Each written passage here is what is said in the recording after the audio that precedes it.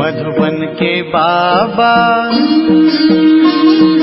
मधुबन के बाबा मुरली वाले, आपका क्या कहना, आपका क्या कहना। ओम शांति। आज 20 जनवरी 2023 के साकार मधुर महावाक्य हैं। आज मीठे मीठे बाप दादा बोले, मीठे बच्चे, तुम पीस स्थापन करने के निमित्त हो, इसलिए बहुत बहुत पीस में रहना है। बुद्धि में रहे कि हम बाप के एडॉप्टेड बच्चे आपस में भाई बहन हैं। बाबा ने कहा, मीठे बच्चे, तुम पीस स्थापन करने के निमित्त हो, इसलिए बहुत बहुत पीस में रहना है। बुद्धि में रहे कि हम बाप के एडॉप्टेड बच्चे आपस में भाई बहन हैं। बाबा आज प्रश्न पूछ रहे हैं कि पूरा सरेंडर किसे कहेंगे, उनकी निशानी क्या होगी। और उत्तर में बाबा समझाते कि पूरा सरेंडर वह जिनकी बुद्धि में रहता है कि हम ईश्वरीय माँ बाप से पलते हैं। बाबा, ये सब कुछ आपका है, आप हमारी पालना करते हो। भल को नौकरी आदि करते हैं, लेकिन बुद्धि से समझते हैं कि ये सब बाबा के लिए है। बाबा को मदद करते रहते, उससे इतने बड़े यज्ञ की कारोबार चलती, सबकी पालना होती। ऐसे बच्चे भी अर्पण बुद्धि हुए। साथ साथ पद ऊंचा पाने के लिए पढ़ना और पढ़ाना भी है। शरीर निर्वाह अर्थ कर्म करते हुए बेहद के माता पिता को श्वासोश्वास याद करना है। मुरली का गीत है ओम नमो शिवाय। ओम शांति। यह गीत तो है गायन, वास्तव में महिमा सारी है ही ऊंचे से ऊंचे परमात्मा की, जिसको बच्चे जानते हैं और बच्चों द्वारा सारी दुनिया भी जानती है कि माता पिता हमारा वही है।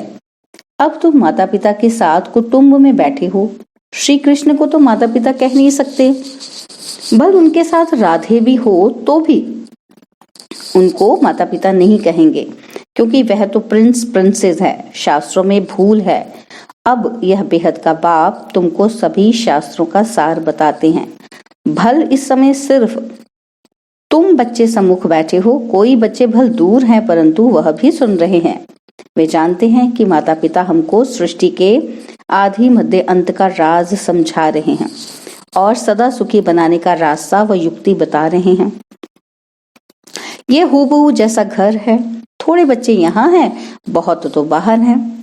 यह है ब्रह्मा मुख वंशावली, नई रचना है, वह हो गई पुरानी रचना। बच्चे जानते हैं कि बाबा हमको सदा सुखी बनाने आए हैं। लौकिक माँ बाप भी बच्चे को बड़ा कर स्कूल में ले जाते हैं, और यहाँ बेहद का बाप हमको पढ़ा भी रहे हैं, हमारी पालना भी कर रहे हैं। तुम बच्चों को अब एक के बिगड़ दूसरा कोई रहा ही नहीं है। माँ बाप भी समझाते हैं कि ये हमारे बच्चे हैं। माँ बाप भी समझते हैं कि ये हमारे बच्चे हैं। लौकिक कुटुंब होगा तो 10-15 बच्चे होंगे, 2-3 की शादी होगी। यहाँ तो ये सब बाबा के बच्चे बैठे हैं। जितने भी बच्चे पैदा करने हैं सो अभी ही ब्रह्मा मुख कमल द्वारा करने हैं। पीछे तो बच्चे पैदा करने ही नहीं है, सभी को वापस जाना है। यह एक ही एडॉप्टेड माता निमित्त है। ये बड़ी वंडरफुल बात है। यह तो जरूर है, गरीब का बच्चा समझेगा कि हमारा बाप गरीब है, और साहूकार का बच्चा समझेगा कि हमारा बाप साहूकार है। वह तो अनेक माँ बाप हैं, और यह तो सारे जगत का एक ही माता पिता है। तुम अभी जानते हो, क्या जानते हैं हम? कि हम उनके मुख से एडॉप्ट हुए हैं, और ये हमारा पारलौकिक माँ बाप है। ये आते ही पुरानी सृष्टि में है, जब मनुष्य बहुत बहुत दुखी होते हैं, और बच्चे जानते हैं कि हमने इस पारलौकिक माता पिता की गोद ली है, और हम सब आपस में भाई बहन हैं। दूसरा कोई हमारा संबंध ही नहीं है। तो भाई बहन को आपस में बहुत मीठा, रॉयल, पीसफुल, नॉलेजफुल, ब्लिसफुल बनना चाहिए। और जबकि तुम पीस स्थापन कर रहे हो, तो तुमको भी बहुत पीस में रहना चाहिए। बच्चों को ये तो बुद्धि में होना चाहिए कि हम पारलौकिक बाप के एडॉप्टेड बच्चे हैं। परम धाम से बाप आए हैं, और वह है दादा यानी कि ग्रैंडफादर, और यह है दादा बड़ा भाई, जो पूरा सरेंडर है। वो समझेंगे हम ईश्वरीय माँ बाप से पलते हैं। बाबा, ये सब कुछ आपका है, आप हमारी पालना करते हो। जो बच्चे अर्पण होते हैं उनसे सभी की पालना हो जाती है। भल कुछ नौकरी करते हैं तो भी समझते हैं ये सब कुछ बाबा के लिए है, तो बाप को भी मदद करते रहते हैं, नहीं तो यज्ञ की कारोबार कैसे चले। राजा रानी को भी माता पिता कहते हैं, परंतु वह फिर भी जिस्मानी माता पिता हुए। राजमाता भी कहते हैं तो राजपिता भी कहते हैं। यह फिर है बेहद के बच्चे।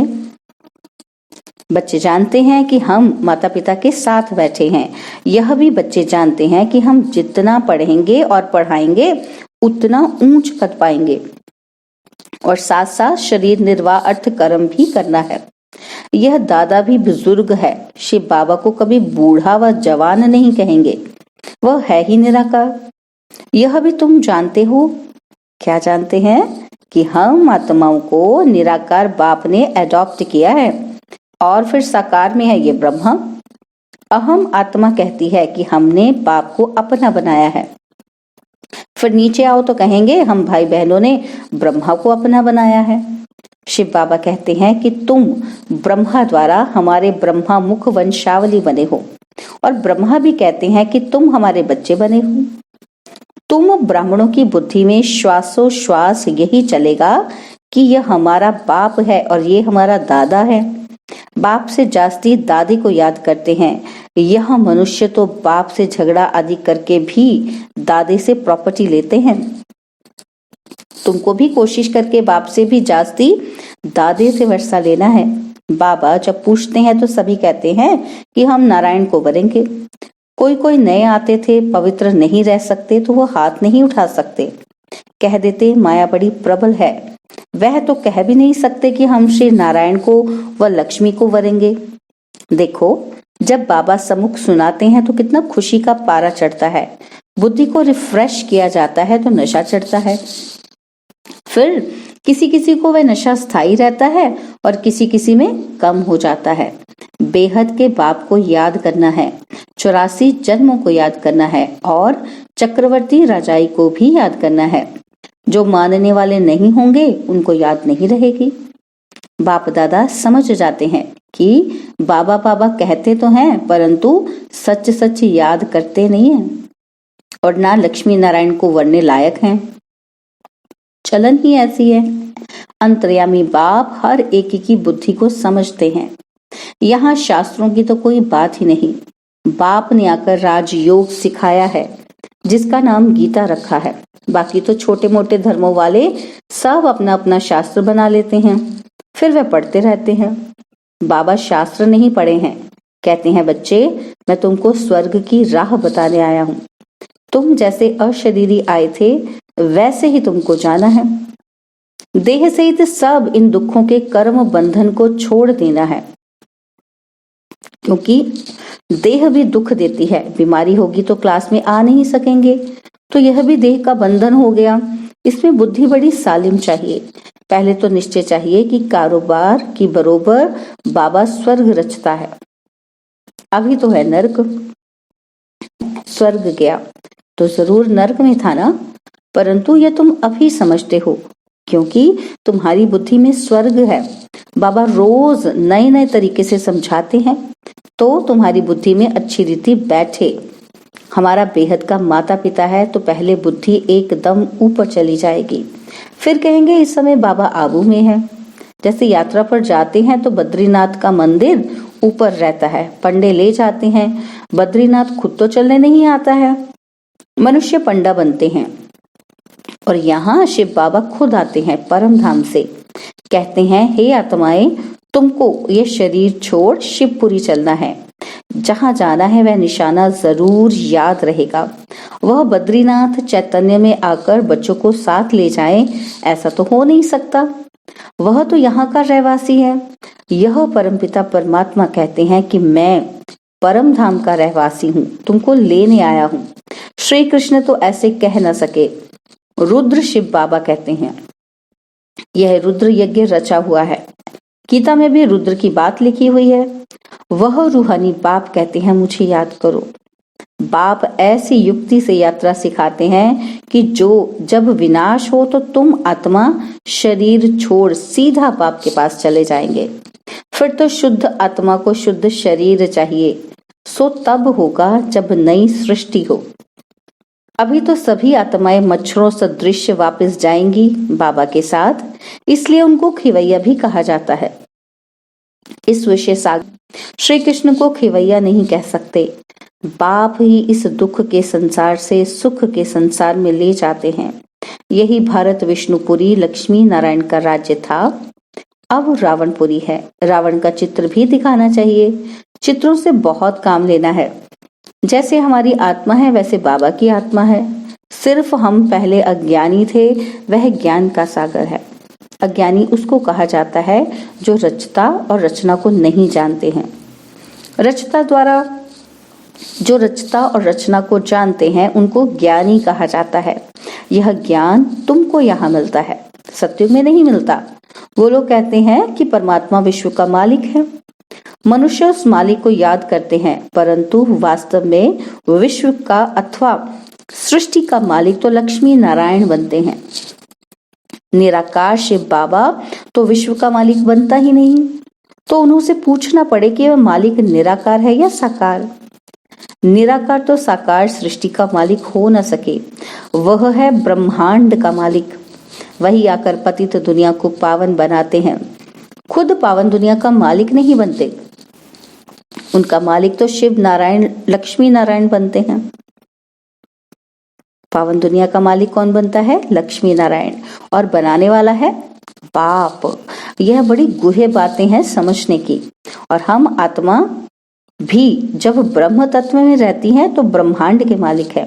जैसे राजा रानी कहेंगे कि हम भारत के मालिक हैं, तो प्रजा भी कहेगी हम मालिक हैं, वहां रहते तो है ना। वैसे बाप ब्रह्मांड का मालिक है, हम भी मालिक ही ठहरे। फिर बाबा आकर नई मनुष्य सृष्टि रचते हैं। कहते हैं मुझे इस पर राज्य नहीं करना है, मैं मनुष्य नहीं बनता हूँ, मैं तो ये शरीर भी लोन लेता हूँ। तुमको सृष्टि का मालिक बनाने राजयोग सिखाता हूँ। तुम जितना पुरुषार्थ करेंगे उतना पद ऊंचा पाएंगे, इसमें कमी मत करो। टीचर तो सभी को पढ़ाते हैं, अगर इम्तिहान में बहुत पास होते हैं तो टीचर का भी शो होता है, फिर उनको गवर्नमेंट से लिफ्ट मिलती है। यह भी ऐसे है, जितना अच्छा पढ़ेंगे उतना अच्छा पद मिलेगा। माँ बाप भी खुश होंगे। इम्तिहान में पास होते हैं तो मिठाई बांटते हैं, यहाँ तो तुम रोज मिठाई बांटते हो। फिर जब इम्तिहान में पास हो जाते हो तो सोने के फूलों की वर्षा होती है। तुम्हारे ऊपर कोई आकाश से फूल नहीं गिरेंगे, परंतु तुम एकदम सोने के महलों के मालिक बन जाते हो। यह तो कोई की महिमा करने के लिए सोने के फूल बनाकर उन पर डालते हैं। जैसे दरभंगा का राजा बहुत साहूकार था, उनका बच्चा विलायत गया तो पार्टी दी, बहुत पैसा खर्च किया, और उसने सोने के फूल बनाकर वर्षा की थी। उस पर बहुत खर्चा हो गया, उसका बहुत नाम हुआ था। कहते थे देखो भारतवासी कैसे पैसे उड़ाते हैं, तुम तो खुद ही सोने के महलों में जाकर बैठेंगे, तो तुमको कितना नशा रहना चाहिए। बाप कहते हैं सिर्फ मेरे को और चक्र को याद करो तो तुम्हारा बेड़ा पार हो जाएगा। कितना सहज है।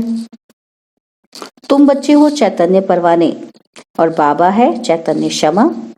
तुम कहते हो कि अभी हमारा राज्य स्थापन होना है, अब सच्चा बाबा आया हुआ है भक्ति का फल देने। बाबा ने खुद बतलाया है कि मैं कैसे आकर नए ब्राह्मणों की सृष्टि रचता हूँ, मुझे जरूर आना पड़े। तुम बच्चे जानते हो हम ब्रह्मा कुमार और कुमारियां हैं, शिव बाबा के पोत्रे हैं। ये फैमिली है वंडरफुल। कैसे देवी देवता धर्म का कलम लग रहा है, झाड़ में क्लियर है, नीचे तुम बैठे हो। तुम बच्चे कितने सौभाग्यशाली हो। मोस्ट बिलवेड बाप बैठ समझाते हैं कि मैं आया हूँ तुम बच्चों को रावण की जंजीरों से छुड़ाने। रावण ने तुमको रोगी बना दिया है। अब बाप कहते हैं मुझे याद करो, अर्थात शिव बाबा को याद करो, इससे तुम्हारी ज्योति जगेगी, फिर तुम उड़ने लायक बन जाएंगे। माया ने सबके पंख तोड़ डाले हैं। अच्छा, मीठे मीठे सिकिलते बच्चों प्रति माता पिता बाप दादा का याद प्यार और गुड मॉर्निंग। रूहानी बाप की रूहानी बच्चों को नमस्ते। हम रूहानी बच्चों की रूहानी बाप दादाजी को दिलवा जान सिखवा प्रेम से नमस्ते। ओम शांति। प्यारे बाबा, मीठे बाबा, मेरे बाबा, शुक्रिया बाबा, शुक्रिया बाबा, शुक्रिया बाबा। धारणा के लिए मुख्य सार है। पहला पॉइंट, बुद्धि को सालिम बनाने के लिए देह में रहते देह के बंधन से न्यारा रहना है। अशरीरी बनने का अभ्यास करना है। बीमारी आदि के समय भी बाप की याद में रहना है। और सेकंड पॉइंट है, पारलौकिक माता पिता के बच्चे बने हैं, इसलिए बहुत बहुत मीठा, रॉयल, पीसफुल, नॉलेजफुल और ब्लिसफुल रहना है। पीस में रह पीस स्थापन करनी है। बाबा ने वरदान दिया, रूहानियत के साथ रमणीकता में आने वाले मर्यादा पुरुषोत्तम भव। रूहानियत के साथ रमणीकता में आने वाले मर्यादा पुरुषोत्तम भव। कई बच्चे हंसी मजाक बहुत करते हैं और उसे ही रमणीकता समझते हैं। वैसे रमणीकता का गुण अच्छा माना जाता है, लेकिन व्यक्ति, समय, संगठन, स्थान, वायुमंडल के प्रमाण रमणीकता अच्छी लगती है। यदि इन सब बातों में से एक बात भी ठीक नहीं तो रमणीकता भी व्यर्थ की लाइन में गिनी जाएगी और सर्टिफिकेट मिलेगा कि ये हंसाते बहुत अच्छा है लेकिन बोलते बहुत है। इसलिए हंसी मजाक अच्छा वह है जिसमें रूहानियत हो और उस आत्मा का फायदा हो, सीमा के अंदर बोल हो, तब कहेंगे मर्यादा पुरुषोत्तम। स्लोगन है, सदा स्वस्थ रहना है तो आत्मिक शक्ति को बढ़ाओ। स्लोगन, सदा स्वस्थ रहना है तो आत्मिक शक्ति को बढ़ाओ। ओम शांति। और अब यह एक बहुत अच्छी वीडियो भी जरूर देखें।